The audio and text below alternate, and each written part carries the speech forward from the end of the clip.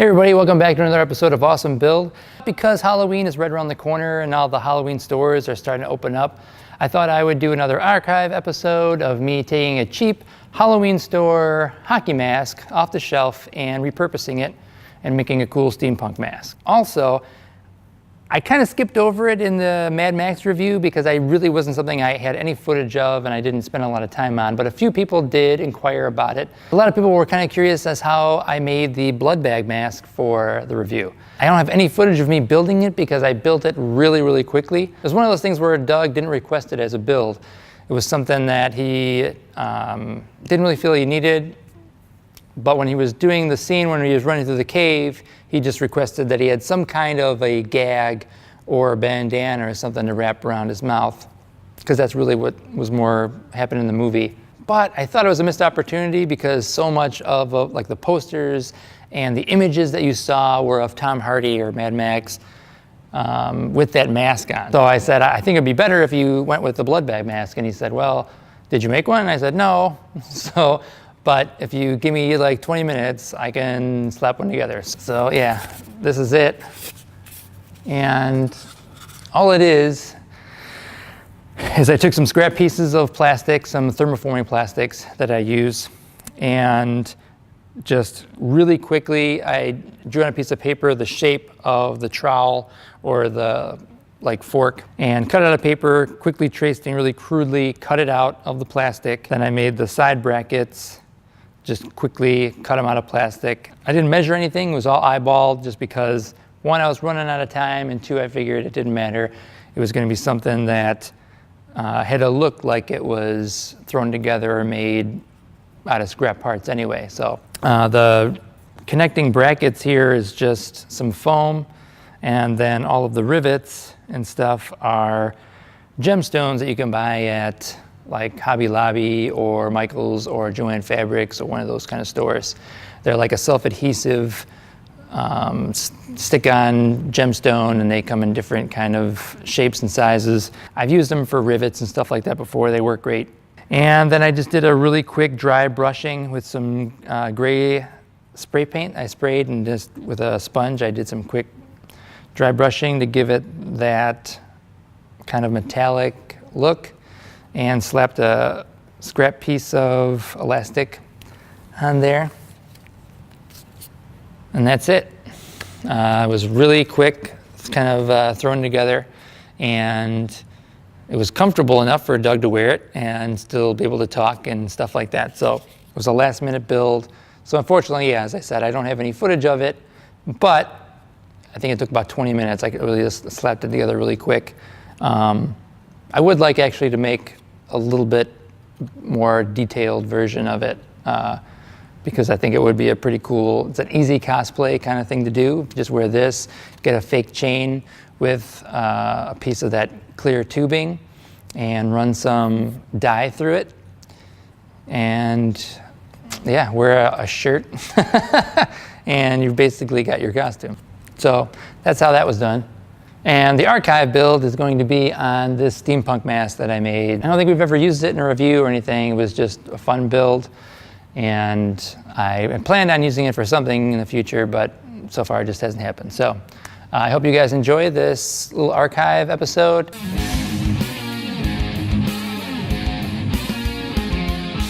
So let's not waste any more time. Strap on your goggles and let's go. We're gonna do a half mask, and our basis for it is gonna be, I got it at Party City. It was like $5. So we're just gonna kind of map out the design or the shape that we want, cut it using our rotary tool, and then add some off-the-shelf type items and give it a new paint job. I'll go over a few more of the smaller items we're gonna use. A lot of stuff is gonna be off the shelf. We're just gonna modify it a bit by maybe making some changes, adding it to places where it would normally be, painting it, so forth.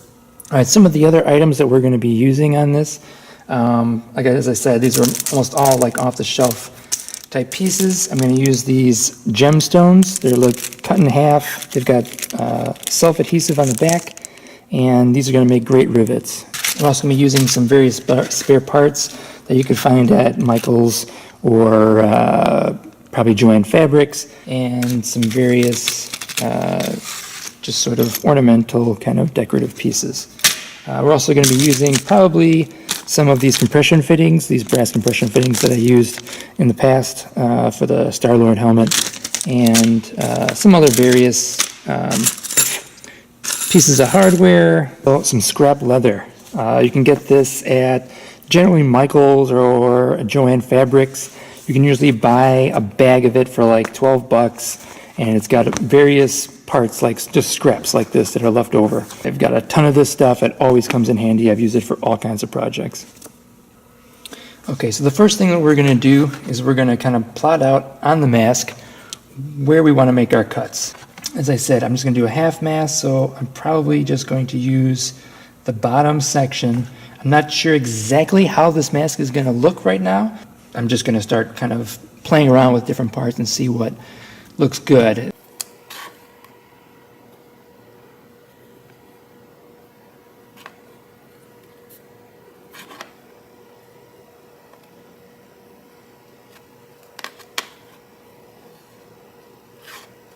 All right, so here's the piece that I cut off.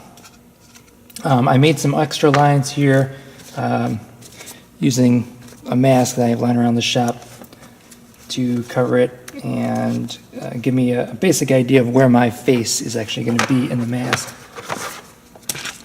Because the way that this piece right now is, it's a little too wide, and I'll show you what I mean. Okay, so the mask is basically going to go over the face like this. But these pieces kind of flare out a little too much. What you could do is use a heat gun and heat up the edges where I've made the lines and kind of bend it back so that it actually forms around the face a little bit better. But to kind of save on time, I thought maybe I would just cut these pieces off and use the scrap leather to make the sides of the mask, and that'll tie right into the strap and the buckle for the back. But if you wanted to, you could actually cut that piece off and add a hinge, which actually sounds like a pretty good idea. Maybe I might do that. If I have time, maybe I'll make more than one mask. We'll cut these corner pieces off, put leather behind it, and add a hinge there so that it folds around the face a little bit snugger. And we could put like a decorative hinge on it. It'll actually add some texture and some character to the mask. Cool, I think we're gonna do that. Also, kind of neat is the top of the mask that you use to cut it off actually can become another pretty cool mask. A little bit more like sci-fi kind of looking. But yeah, that's kind of so you got two masks out of one basically for a future project or something. All right, so after I've cut out the corner pieces, this is what we're left with. So this will be the part that covers the face, and then these end pieces that I cut off, we're going to actually hinge, and then I'll put some leather behind it, and we'll attach the straps to that leather. For hinges, I've got these cheap, well, relatively cheap. I think they're about $4. I don't know. They were $3 or $4 at a hobby store. They're kind of these cool decorative hinges. So that'll be what I use to add the two pieces. And I think that'll give it kind of a cool look. Okay, so I drilled holes and temporarily put the hinges on using these little fasteners that it came with. Just to kind of give an idea of how, last minute, how it's going to look, and if that's the look that I want to go with. I think actually it's going to look pretty cool. And so now I'm going to measure and cut the leather for the back of it, for the back of this piece. And then we'll kind of figure out what we're going to do with the mouthpiece. Again, I don't want it to look like a hockey mask, so we're going to find some elements to kind of decorate this, but so that we can still breathe. Okay, so I drilled out my hole pattern for where I'm going to put my rivets or fasteners, and where I'm going to attach the hinges and some other decorative pieces here. And then what I'm going to do is take these tiny gemstones. They have a self-adhesive on them, but they really don't stick very well, but you can kind of put them in place where you want them to see how it looks first, and then if it gives it the look that you're going for, you can take them off or mark where they are, and then glue them with super glue before we go ahead and paint. So I'm going to do that now. I'm going to apply the rivets kind of around it to give it a look, and see where it goes from there.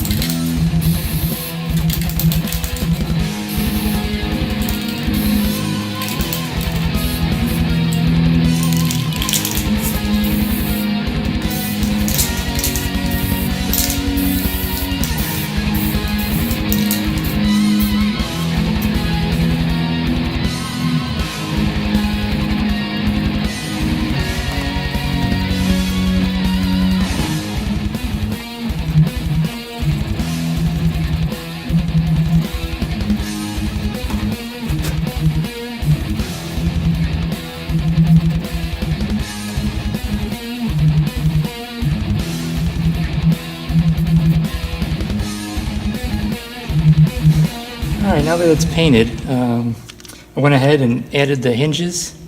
I used these little press pins that it came with that kind of open up.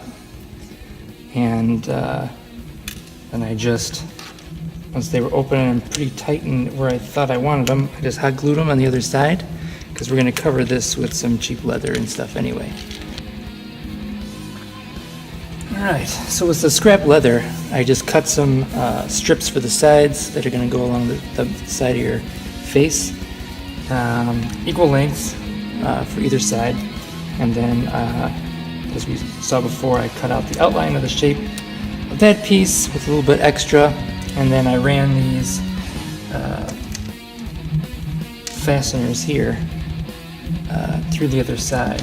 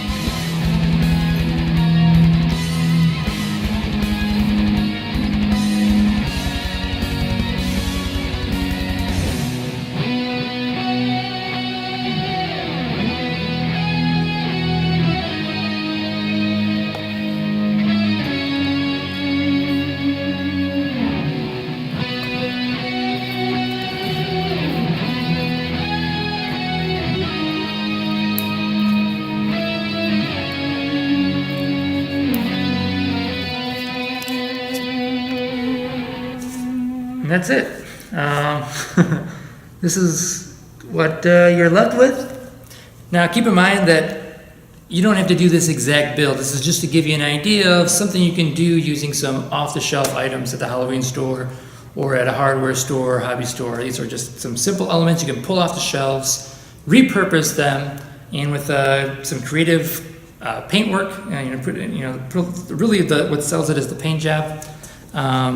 Several layers of paint. I just keep going, start dark and go lighter and lighter and lighter using metallic paints. Start off with a flat black, or a bronze, or like a deep brown, and just keep doing dry brushing over it, or you could do some light passes with some spray paint. But the idea is, start dark and then go lighter and lighter, so that the highlighted pieces, the pieces that stick out the furthest, are highlighted and the brightest. I will say that a lot of these little knickknacks, these little pieces that I glued on there, or attached or riveted, can be a little expensive, but you can buy them in like a pack, so you'll have more than just what they came with. So in total, this mask probably wound up costing about $18 to $20. But I also have leftover items, so if I wanted to make another mask or maybe even 2 other masks, I have enough stuff to do that. I had tons of stuff pulled out when I was going to start this, and I only used a fraction of the pieces that I pulled out that I thought I was going to use. As you're building, as you're kind of working, if you're working organically and you're just kind of I'm just going to take these elements and see what I can build, it's kind of a fun way to do it. And you kind of, discover things as you go along. You kind of be like, oh, actually this piece looks really cool here. Or something you thought you were going to do, you change your mind and you're like, oh, actually, I think it'd be kind of cooler to go in this direction. If it showed up in the video or not, but I use a piece of elastic to connect the 2 pieces of leather.